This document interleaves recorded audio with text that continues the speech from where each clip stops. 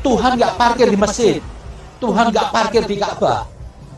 Ngapain pergi jauh-jauh buang duit cuma ke Arab sana, berebut hajar aswad, membuang duit besar, mau cari Tuhan.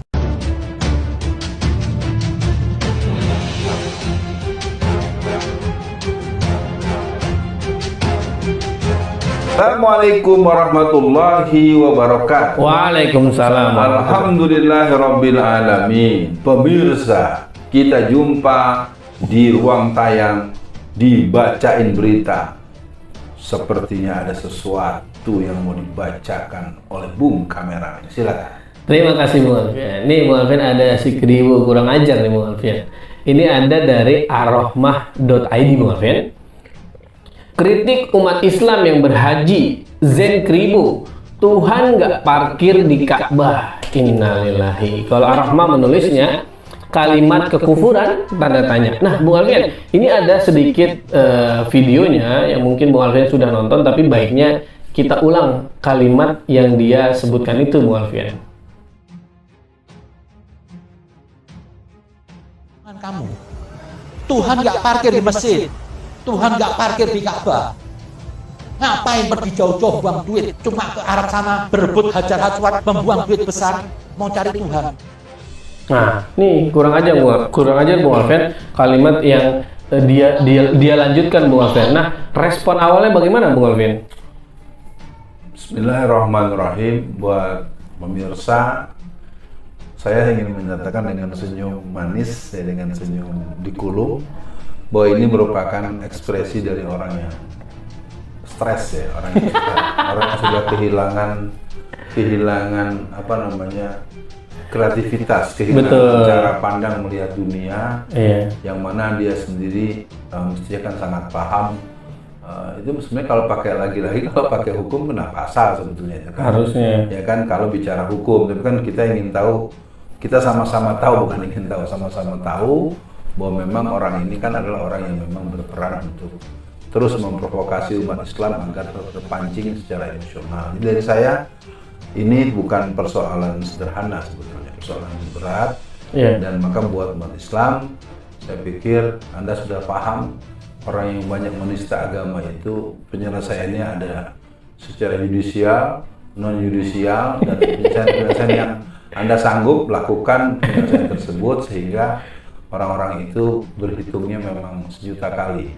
Dan saya dengan tulus mendoakan semoga orang tersebut mendapatkan balasan yang setimpal dari Allah di dunia dulu. Amin. Itu dulu dari saya sementara. Iya, Bung Alfian, memang mereka ini semakin kurang ajar Bung Alfian, tapi mereka juga saya lihat merasa terlindungi atau kebal hukum Bung Alfian. Nah, Bung Alfian, orang ini kan disebutnya Habib Bung Alfian. Anggaplah dia beneran muslim Bung Alfian. Tapi kalimat ngapain uang banyak ke Ka'bah gini. Apa mungkin ini ciri atau dia secara tidak langsung mengikrarkan kalau kiblat dia ke Karbala, Bung Alfian? Bisa jadi, karena memang buat orang-orang Syiah itu kewajiban itu bukan pergi ke Mekah ke Madinah, tapi ke Qum. Jadi hanya sebuah kota suci yang dimiliki oleh orang-orang Syiah, yang mana mereka memang tidak merasa nilai lebih pergi ke Mekah dan Madinah itu dianggap semua tidak prioritas. Yang mereka pentingkan datang ke Qum. Dan memang kalau kita mengikuti baik pemberitaannya, kalau kita menelusuri suasana pelaksanaan tanda kutip haji yang mereka lakukan, itu memang sangat banyak yang hadir. Jumlahnya masih puluhan, ratusan ribu orang di setiap hari. Dan itu harus dicatat juga. Dan buat pemirsa, saya malah menduga orang ini patut diduga bahwa dia orang yang punya jiwa ke situ gitu. Betul. Sama dengan teman-temannya yang lain, kecenderungan begitu dengan polanya. Akhirnya kenapa dia bilang jangan buang-buang biaya berangkat ke Qum gitu. Tapi dia nggak ngomong gitu kan?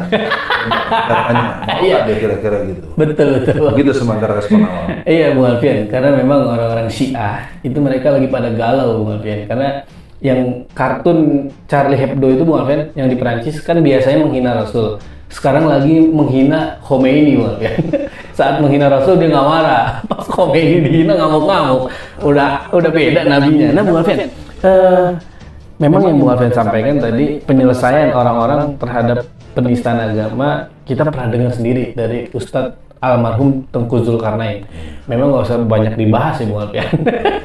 Nah Bung Alfian, kita kan sedih Bung Alfian, seperti korban 65, 66 yang tidak jelas itu lebih cenderung menyatakan korbannya sebagai PKI, kemudian sekarang umat Islam agamanya dinista terus Bung Alfian. Apa nih Bung Alfian? Umat Islam, kalau kita diam terus kayaknya capek juga Bung Alfian. Satu sisi kita dipersalahkan secara sejarah, satu sisi agama kita dihina terus Bung Alfian. Baik, saya mencoba menjawab dengan dua porsi yang sama banyak dan sama besar dan sama serius. Yang pertama, ini menjadi pesan buat seluruh para ulama, para duat, para guru-guru dan para lembaga-lembaga Islam, apakah perguruan tinggi, apakah kampus atau pesantren, agar kita memberikan pemahaman adinul Islam secara komprehensif. Betul. Apa itu Islam? Kenapa kita berislam? Bagaimana Islam yang ideal? Apa itu akidah? Apa itu syariah? Apa itu khilafah? Kita harus terangkan semua. Yang omongan-omongan sembarangan yang mereka keluarkan itu merupakan atau kedunguan atau ketidakmengertian mereka tentang terminologi Islam.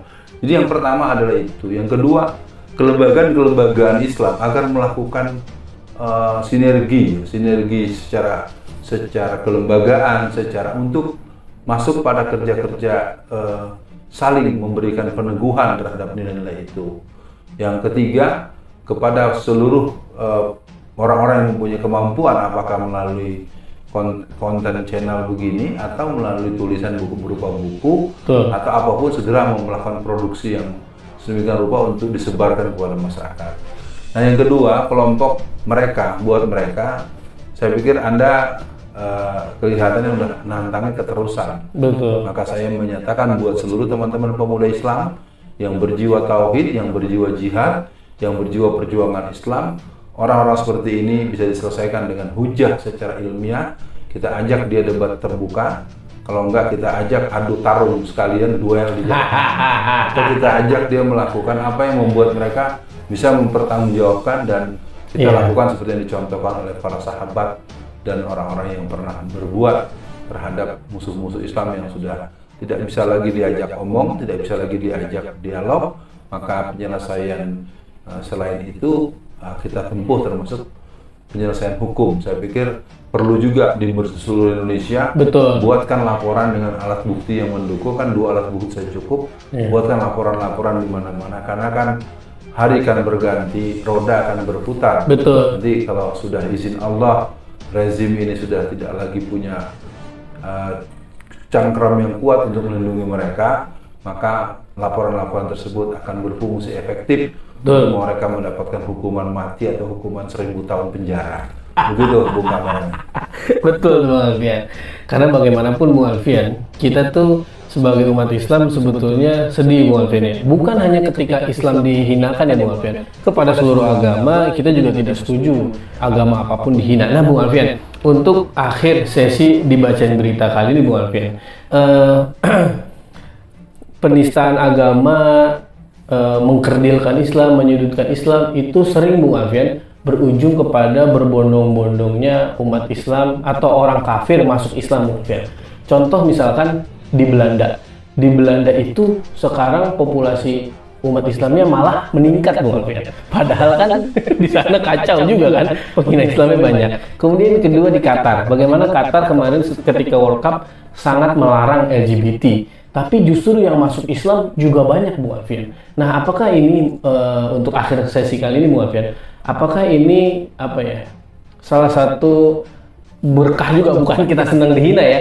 Artinya dengan orang menghina Islam, akhirnya orang jadi penasaran, jadi pengen tahu, dan akhirnya malah mereka masuk kepada Islam. Bagaimana Bung Alfian? Saya sering ditegur, kalau mungkin sering enggak juga, kerap ditegur kalau saya menyatakan sesuatu yang kurang elok, kurang tepat, dianggap tidak sesuai.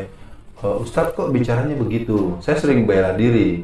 Saya bicara, Anda persoalkan. Anda orang melakukan hal-hal yang lebih kebijakan itu tidak dipersoalkan. Kenapa ini saya sampaikan, Bung Kameramen? Karena menurut hemat saya, Allah telah menegaskan dalam surat 61 ayat 8 dan 9 itu, Satu di antara itu mengatakan yuriduna liyutfi'u nurallahi biafwahihim wallahu mutimmu nurihi walau karihal kafirun. Jadi buat seluruh kaum muslimin, kita akan menunggu kebangkitan Islam sebagaimana tahapan dan fase-fase yang sudah dijelaskan Rasulullah. Maka munculnya khilafah minhajun nubuwah dan kebangunan Islam sebetulnya juga diantaranya karena orang-orang yang memang punya jiwa cenderung pada dajjal, cenderung pada pandangan-pandangan ateis. Mereka sendirilah yang membuat orang berpikir untuk belajar, untuk merenung. Itu sekali lagi, tidak ada yang bisa menghancurkan agama Allah. Betul. Karena Allah telah menegaskan, inna nahnu nazalna zikra wa inna lahu lahafizun. Quran itu Allah yang turunkan, maka aku yang bertanggung jawab untuk mengamankannya. Artinya buat semua pemirsa, sebagai sebuah pernyataan penutup, apakah orang yang seperti tadi yang menuding-nuding jangan kita pergi ke Mekah, sebenarnya banyak lagi yang hal-hal lain, apalagi yang ada mulai ngawur yang mengatakan nggak perlu dipentingkan membayar zakat, tapi pentingkan bayar pajak. Innalillahi. Itu nanti perlu ditelusuri lagi, bukan karena itu jelas itu menunjukkan kekafiran, bukan hanya kekafiran, tapi sudah mengajak peperangan. Karena sahabat Nabi yang paling lemah lembut saja seperti Abu Bakar Siddiq, ketika zaman awal dia memimpin, ada orang yang suku tertentu yang dengan tegas-tegas menolak membayar zakat, maka Abu Bakar Siddiq dengan tegas perangi orang itu. Maka siapa yang meremehkan hukum-hukum Islam, maka Anda akan berhadapan dengan Allah sebagai sang pemberi hukum. Dan ini yang bisa disampaikan pada dibacain berita edisi ini.